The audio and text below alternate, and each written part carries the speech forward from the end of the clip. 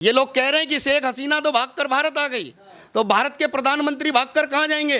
अरे बावड़ी पूछो, अगर भारत के प्रधानमंत्री की भागने की अगर नौबत आ गई तो सोचो तुम कहाँ जाओगे फिर? अगर भारत का प्रधानमंत्री भागेगा तो तुम्हारी औकात है, तुम देश के अंदर रह लोगे? नहीं रह पाओगे। और ये उदाहरण देने का समय मैं माननीय प्रधानमंत्री नरेंद्र मोदी जी से कहना चाहता हूँ, आर्मी तैयार करो और हिंदुओं को, हमारे 1 करोड़ 2 करोड़ जितने भी हिंदू बांग्लादेश के अंदर सबको लेके आओ, और भारत के अंदर जितने भी बैठे हुए हैं इन्हें लात मारकर खदेड़ने का काम करो। All eyes for रफा।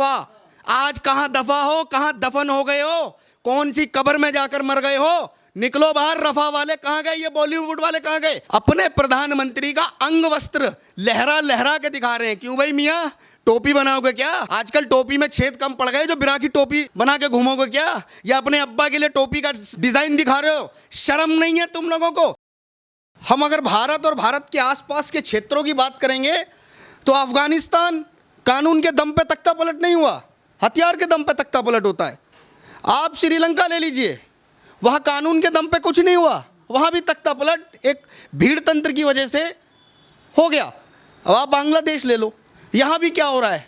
यहाँ स्टूडेंट का प्रोटेस्ट बताकर और स्टूडेंटों का प्रोटेस्ट कैसे बर्बरता अल्पसंख्यकों पर कर रहा है, इस पर वो कहाँ गए? बड़े बड़े तथाकथित जो मानवता की बात करते थे, ह्यूमैनिटी की बात करते थे, कहाँ चले गए और कहाँ जिंदा हैं या मर गए हैं? या आज जो बर्बरता हो रही है वो देखकर उनकी आंखें फूट गई हैं? और ना ही कोई बड़ा देश जो अपने आप को विश्व की शक्ति मानते हैं, अर्थव्यवस्था में बड़ा मानते हैं, आज वो क्यों नहीं बोल रहे हैं? क्या इस पूरे विश्व के अंदर हिंदू एकमात्र एक ऐसा जीव रह गया है जिसको कोई भी मार लेगा और कोई भी कुछ भी कर लेगा, लेकिन उसके लिए कोई नहीं बोलेगा? देश के प्रधानमंत्री को भगाया जा रहा है। देश के अंदर रह रहे उन्हीं के निवासी, उन्हीं के ही देश के लोग जो कि अल्पसंख्यक हिंदू हैं गलती से बांग्लादेश के अंदर, उनके ऊपर बर्बरता की जा रही है। इस बर्बरता का कौन जिम्मेदार होगा? पर आप जैसे कह रहे हैं कि हिंदुओं के ऊपर बर्बरता हो रही है, वहाँ पर मंदिर तोड़े जा रहे हैं इस तरीके से, पर लेफ्ट लॉबी के जो लोग हैं, पूरी मीडिया हो, चाहे बहुत सारे इन्फ्लुएंसर जो हैं, चाहे नेता हो, वो सामने आकर के कह रहे हैं कि आप लोग सिर्फ फेक न्यूज़ फैलाने का काम कर रहे हो, असली तस्वीरें सामने नहीं आ रही हैं। असलियत ये है कि वहाँ के मुस्लिम जो है मंदिरों के बाहर बैठे हुए हैं और मंदिरों को बचाने का काम कर रहे हैं, हिंदुओं को बचाने का काम कर रहे हैं।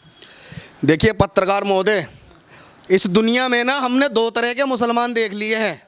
एक वो मुसलमान जो कट्टरपंथी विचारधारा के साथ जिहाद को बढ़ावा दे रहा है, बर्बरता कर रहा है, और एक दूसरा मुसलमान जिसकी आप बात कर रहे हो, जो अपने मुसलमानी कट्टरपंथी भाई के किए गए कुकृत्यों को छुपाने का कार्य कर रहा है। आज हम लोग जिस स्थिति और यथास्थिति को देख रहे हैं वो इतनी दुर्भाग्यपूर्ण है कि पता नहीं किस मुंह से ये लोग, किस मुंह से उनको समर्थन कर रहे हैं, उनकी कट्टरपंथी विचारधारा का समर्थन कर रहे हैं। ये देश के अंदर हम देख रहे हैं जिस प्रकार वो उन कट्टरपंथियों को क्या बता रहे हैं? स्टूडेंट, क्या स्टूडेंट जो बर्बरता कर रहा है वो उनकी पढ़ाई का हिस्सा था या उनके आंदोलन का हिस्सा था? आर्मी तैयार करो और हिंदुओं को, हमारे 1 करोड़ 2 करोड़ जितने भी हिंदू बांग्लादेश के अंदर सबको लेके आओ, और भारत के अंदर जितने भी बैठे हुए हैं इन्हें लात मारकर खदेड़ने का काम करो।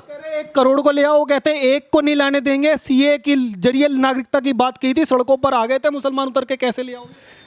अब भूल जाओ, सीए भी आएगा और हमारा हिंदू कानून बनाया जाएगा। पूरे विश्व के अंदर किसी भी कोने के अंदर हिंदू होगा वो भारत का नागरिक कहलाएगा। और ये उदाहरण देने का समय है।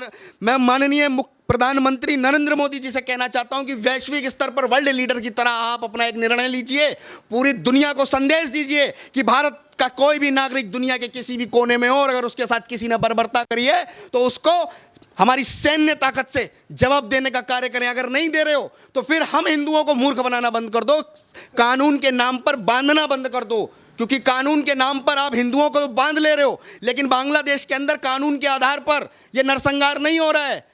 कई लोग ये कह रहे हैं लगातार निकल के, खास करके मुस्लिम समाज के लोग भी, कि कह रहे हैं आप लोगों को इतनी क्यों पड़ी है? वहाँ के हिंदुओं के, बांग्लादेश के हिंदू हैं, उनके देश के नागरिक हैं, वो आपस में निबड़ लेंगे, आपको उनके उन हिंदुओं से क्या लेने देने? नहीं तो इन लोगों को रफा के टाइम पे क्या इनको सजा हो गई थी?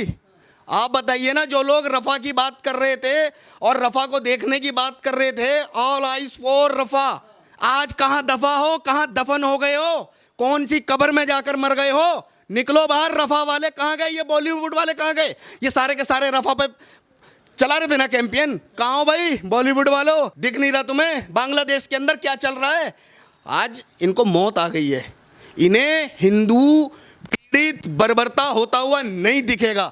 वही हमारे देश के अंदर एक आमिर खान, उसकी बीवी को बहुत डर लगता था, एक नसरुद्दीन खान, उसको भी बहुत डर लगता था भारत के अंदर। क्यों भाई?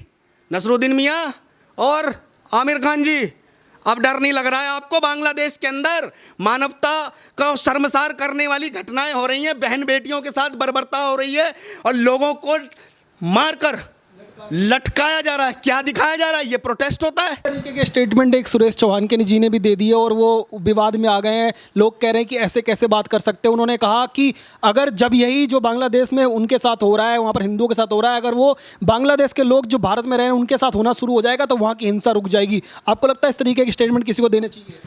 देखिए, जैसे को तैसा जवाब देते हैं और ये हमारी सनातन संस्कृति है। अगर तुम प्रेम हमसे दिखाओगे हम प्रेम दिखाएंगे, तुम नफरत दिखाओगे हम नफरत भी दिखाएंगे। तुम लोग बर्बरता दिखा रहे हो तो हम तो सिर्फ इतना बता रहे हैं कि हिंदुस्तान में जितने बांग्लादेशी छुपे बैठे इनका बोरिया बिस्तरा लपेटवा दो, नहीं तो हिंदुस्तान के हिंदू खदेड़ेंगे इन्हें बांग्लादेश तक। सीधी सी बात, सरकार ले ले संज्ञान, नहीं तो फिर हम ही कहेंगे भाई इन्होंने बांग्लादेश में हमारे हिंदुओं के घरों में घुस के मारा।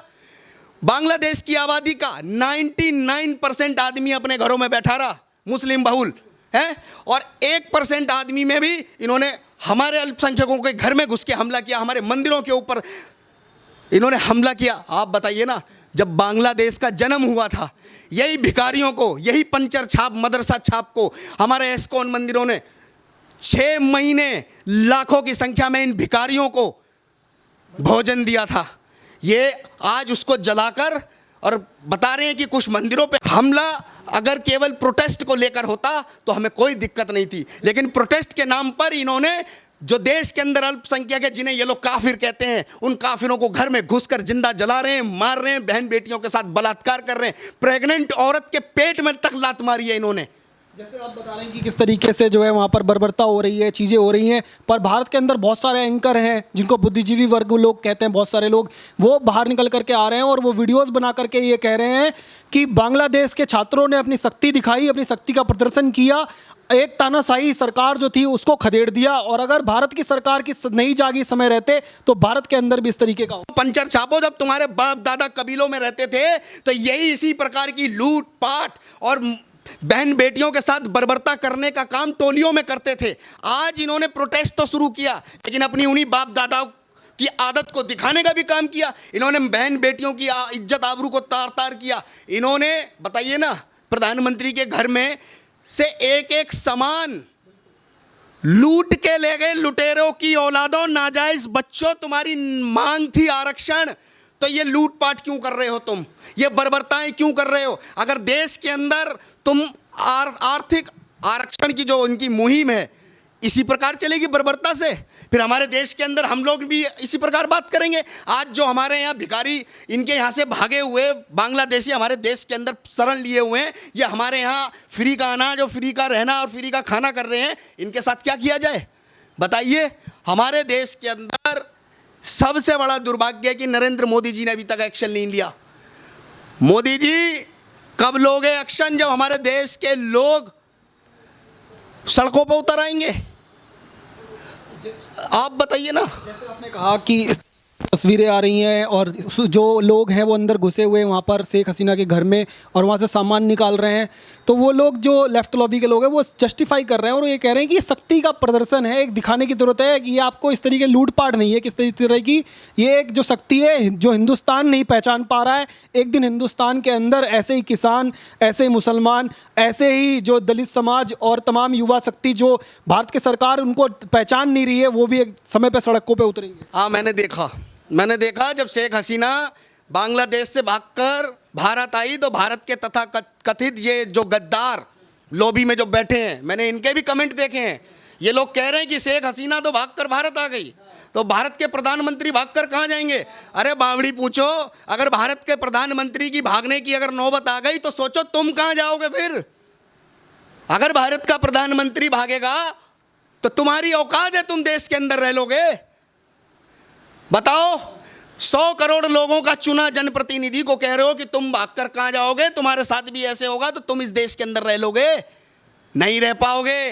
इस देश को शांति से रहना इन्होंने दूभर कर रखा है, इन्हीं लेफ्ट विंग वालों ने, इन्हीं मीडिया वालों ने और इन्हीं दलाली करने वालों ने। इन्होंने मौतों पर दलालियां करी हैं, केवल मौतों पर ही राजनीति करी है। इनकी राजनीति मौतों पे चल रही है। देश के अंदर बहन बेटी उसके साथ हुआ अत्याचार कोई मायने नहीं रखता इनसे। ये सिलेक्टिव पर्सन राज्य, क्षेत्र, जात और नस्ल और इनको देख कर राजनीति करते हैं ये लोग। ये बात बेटी की करते हैं, वो कहाँ मर गई है? अब बेटी हूँ, बेटी के लिए लड़ सकती हूँ कहने वाली कहाँ है?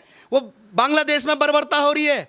क्यों? तेरी माँ की तो सहेली है ना, क्यों नहीं बोल रही है? हमारे देश के लोग हैं वो, क्यों नहीं बोल रही है? आप कितने भी आरोप लगा लो, पर जब बहुत सारे बड़े बड़े लोग जो इनके नाम भी लेना सही नहीं है वीडियोस में, वो भी आकर के कहते हैं और ये कहते हैं कि बांग्लादेश कितना बेहतर है भारत से, बांग्लादेश का लोकतंत्र कितना मजबूत है, बांग्लादेश के हैप्पीनेस इंडेक्स भारत से कितना अच्छा है, बांग्लादेश के लोग भारत से ज़्यादा खुश रहते हैं। पत्रकार महोदय, भुखमरी लोग खाना चुरा के भाग रहे हैं। एक प्रधानमंत्री के घर से उसके घर का सामान चुरा चुरा के भाग रहे हैं। गरीब हिंदुओं का सामान चुरा चुरा के भाग रहे हैं। यहाँ तक कि अपने प्रधानमंत्री का अंग वस्त्र लहरा लहरा के दिखा रहे हैं। क्यों भाई मियाँ, टोपी बनाओगे क्या? आजकल टोपी में छेद कम पड़ गए, जो बिरा की टोपी बना के घूमोगे क्या? या अपने अब्बा के लिए टोपी का डिजाइन दिखा रहे हो? शर्म नहीं है तुम लोगों को? महिलाओं की बात करते हो, महिलाओं के अंग वस्त्र दिखा रहे हो। ये प्रोटेस्ट है अंग वस्त्र दिखाने का, ये प्रोटेस्ट है लूटपाट करने का। आज आप लोग एक तानाशाह कहकर तख्त पलट कर दिया। अरे हम देख रहे हैं, सही कह रहे, तख्त पलट यहाँ भी होगा। अरे यहाँ नहीं होगा, यहाँ से अब ये खदेड़े जाएंगे।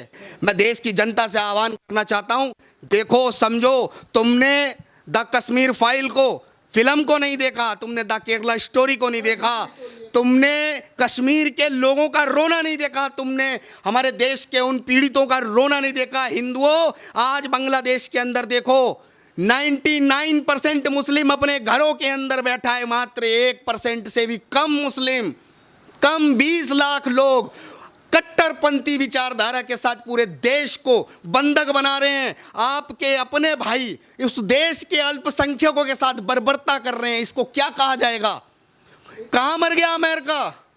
कहाँ गए भाई वर्ल्ड बैंक वाले और ये वर्ल्ड लीडर वाले सारे कहाँ गए? ये ह्यूमन राइट्स की बात करने वाले कहाँ गए? वर्ल्ड ह्यूमन राइट्स वाले कहाँ मर गए हैं? क्या उनको ह्यूमैनिटी नहीं दिख रही है? देश के अंदर क्या हो रहा है? हिंदुओं के साथ बर्बरता हो रही है और वो देख रहे हैं कि 40 छात्र मरे हैं। मैं कह रहा हूं कि अगर तुम लोग अगर ऐसी बर्बरता कर रहे हो, 40 नहीं 400 मर जाओ, हमारे कहने से तुम जहन्नुम की आग में जाके मर जाओ, हमें मतलब नहीं।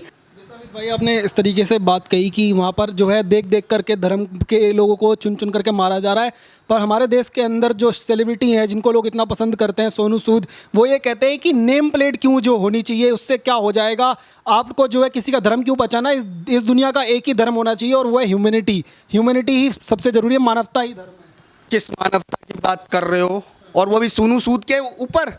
सोनू सूद जो थूक और मूत को पीने की और खाने की बात कर रहा है, वो मानवता की बात करेगा? मानवता वहाँ कहाँ चली जाती है जब हमारी बहन बेटियों के साथ, श्रद्धा के साथ, इनके साथ अन्याय होता है, लव जिहाद होता है, तब सोनू सूद को मानवता नहीं दिखी?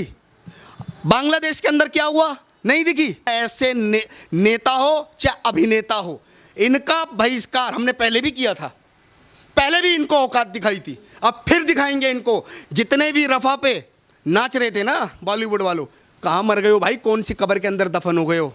अब नहीं आ रहे हो तुम? आपको लग रहा है कि जो भाईचारे की चीज़ें थी वो कम से कम आप असलियत सामने आ रहा है इस तरीके के माध्यम? इस देश में, बांग्लादेश में, पाकिस्तान में कोई भाईचारा नहीं है हिंदू मुस्लिम का। सबको इंतजार है अपने मजहब के लिए काफिर को ढूंढकर मारने का। वही काम कर रहे हैं बांग्लादेश में भी, वही काम हो रहा है। इन्होंने प्रोटेस्ट के नाम पर, आरक्षण के नाम पर प्रोटेस्ट शुरू करा और लास्ट में क्या करा इन्होंने? अपने ही देश के नागरिकों के साथ में बर्बरता कर रहे हैं। अरे जो लोग अपने देश की संपत्ति को नुकसान पहुंचा रहे हैं, जो लोग अपने देश के नागरिकों का नुकसान पहुंचा रहे हैं, वो कभी देश के वफादार नहीं हो सकते, वो किसी सरकार के वफादार नहीं हो सकते हैं, क्योंकि पूरी दुनिया के लिए एक ही समस्या है, इस्लामी जिहाद, इस्लामी आतंकवाद, इस्लामी कट्टरपंथी, ये पूरी दुनिया के लिए समस्या है। और ये जो आते हैं ना, एक ने हत्या कर दी, एक ने आगे भाईचारा निभा रहे हैं, थूकता हूं मैं ऐसे भाईचारों को निभाने वालों के मुंह पर। आप देखिए ना, हसीना शेख भागकर कहाँ आई? भारत की शरण में आई। 57 इस्लामिक कंट्रियों के पास शरण देने के लिए जगह नहीं थी। एक महिला को, मुस्लिम कंट्री की पीएम को शरण देने के लिए कोई स्थान ही नहीं था। मुस्लिम होने के नाते ही रख लिया। अरे मैं कह रहा हूं महिला होने के नाते रख लो। ये इंसानियत की बात करने वाले, इंसानियत को शर्मसार करने वाले और इंसानियत की बात करते हैं, अरे एक महिला को शरण दे लेते। वो महिला भारत में आई है और उसको भी भरोसा नहीं है किसी भी मुस्लिम पर, किसी भी मुस्लिम कंट्री पर। क्यों? क्योंकि उसके ही देश के मुस्लिमों ने उसके, कहते हैं ना, अंदर के वस्त्रों की प्रदर्शनी लगा रहे हैं सड़कों पे। सोचो, जो लोग अपने देश के चुने हुए प्रधानमंत्री को उसके घर में हमला कर कर, लूटपाट कर कर उसके वस्त्रों का प्रदर्शन करके दिखा रहे हैं, ये मानसिकता तुम्हारे इस्लाम की खूबसूरती हमें दिखा रही है। जब आप लोग कहानियाँ बताते थे और चीज़ें बताते थे कि कश्मीर में जैसे महिलाओं के साथ हुआ, चीज़ें हुआ, लोग उसको इमेजिन नहीं कर पा रहे थे, देख नहीं पा रहे थे ना। उस टाइम पर उस तरीके की फैसिलिटीज़ थी, कैमरे वीडियोज़ उस तरीके से नहीं थे। पर आज आपको लग रहा है जो तस्वीरें वहाँ से आ रही हैं तो अंदाज़ा लोग लगा सकते हैं कि किस तरीके से वहाँ हुआ होगा। देखिए, बिल्कुल भारत 800 वर्षों से इस्लाम से युद्ध लड़ रहा है और इस्लाम से पीड़ित है। हम कोई आज के नहीं हैं, हम लोग लगातार कहते रहे हैं, लेकिन वही बात है ना, हमारे देश का हिंदू सो रहा है और सोता ही रहेगा, उसको कोई फ़र्क नहीं पड़ता। अरे जाग जाओ मेरे भाइयों, जाग जाओ। पूरी दुनिया के अंदर ये इस्लामी आतंकी जिहाद पर कार्य कर रहे हैं, कानून पे नहीं कर रहे हैं। जहाँ जहाँ पर इनकी संख्या ज़्यादा हुई है वहाँ बताओ ना कौन सा कानून काम करता है। ये भीड़ तंत्र को दिखाकर भीड़ तंत्र के कानून पर ये बर्बरता करते हैं, ये कानून है। भीड़ के आगे तो सेना ने भी वहाँ पर हथियार डाल। भाई अपने घर के पड़ोसी को नहीं छोड़ रहे हैं। आप बताइए ना, अभी एक लड़की कह रही थी ना, हम प्रोटेस्ट कर रहे थे, फिर उसके साथ भी बर्बरता शुरू हो गई। ये प्रोटेस्ट है? युद्ध में नियमों की बात करने वाले इस दुनिया के वर्ल्ड लीडर, आज बताओ ना कि अगर इस तरीके के प्रोटेस्ट होंगे तो फिर युद्ध जब हम करेंगे तो फिर किस नियम की बात करोगे? जब कोई युद्ध भी अगर शुरू हो रहा है और वो तुम्हारी बर्बरता पे शुरू हो रहा है तो फिर इजराइल सबसे बड़ा उदाहरण है इनको इनकी भाषा में ठोकने के लिए। क्योंकि जिस बर्बरता से इजराइल के नागरिकों को मारने का काम किया इन आतंकियों ने, उसी बर्बरता के लिए तैयार रहो हिंदुओं तुम भी, क्योंकि सरकार तुम्हारी नहीं सुनेगी। सरकार को कानून तुम्हारे लिए देना पड़ेगा। हिंदुओं तुम कानून मांगना बंद कर दो। इस देश के अंदर बहन बेटी पे अत्याचार हो, हिंदुओं घेर लो, थाना घेर लो, अपराधी घेर लो, मत छोड़ो। इस देश का कानून खुद देगा अपराधियों के लिए भी कानून। इस देश के अंदर गौ माता की हत्या कोई भी करे, घेर लो। और मैं कहता हूं कि जो हमारी माँ को मारे उसे वहीं के वहीं धूल चटा दो, ऐसी धूल चटा दो कि ये सरकारें कानून देती फिरे। हम क्यों कानून मांगेंगे? इस देश के अंदर जब भी कहीं दंगा हो, इन दंगाइयों को घेर कर मारो। कानून भारत की सरकार देगी इन दंगाइयों को बचाने के लिए। हम तो जवाब दे रहे हैं, हम क्यों कानून मांगेंगे? पिटेंगे हम, भीड़ दिखाएंगे ये, और उसके बाद कानून भी हम मांगेंगे। हमसे बड़ा मूर्ख कौन है इस संसार में? फिर कानून का पालन हम करेंगे, 2 दर्जे की नागरिकता हम जिएंगे और दिन रात कमाकर हम सरकारों का पेट भरेंगे और उसके बाद अपने बच्चों को मरवाएंगे और इनके बच्चों को पलवाएंगे। अरे मजाक कर रहे हो क्या? इस देश के अंदर कानून के नाम पर हिंदुओं से टैक्स लेकर जिहादियों को पालना बंद कर दो। और पूरे संसार के लिए है ये, जो तुम जिहादियों को देते हो ना गरीब देश बोलकर, अनुदान दे देते हो, उन्हें हजारों करोड़ रुपए देते हो, बंद करो इन भिखारियों को देना। ये तुम्हारा खाकर तुम्हारे बच्चों को मार रहे हैं। ये तुम्हारे लिए कभी नहीं एक हो सकते। हिंदुओं, तुम्हें कोई सरकार नहीं बचा पाएगी, तुम्हें तुम्हारा कोई नेता नहीं बचा पाएगा, क्योंकि तुम्हारा नेता तुम्हारी पीड़ा की बात नहीं रखता है, ना संसद भवन में और ना ही विधानसभाओं में तुम्हारे द्वारा चुने गए नेताओं को। बात रखते हैं किसकी?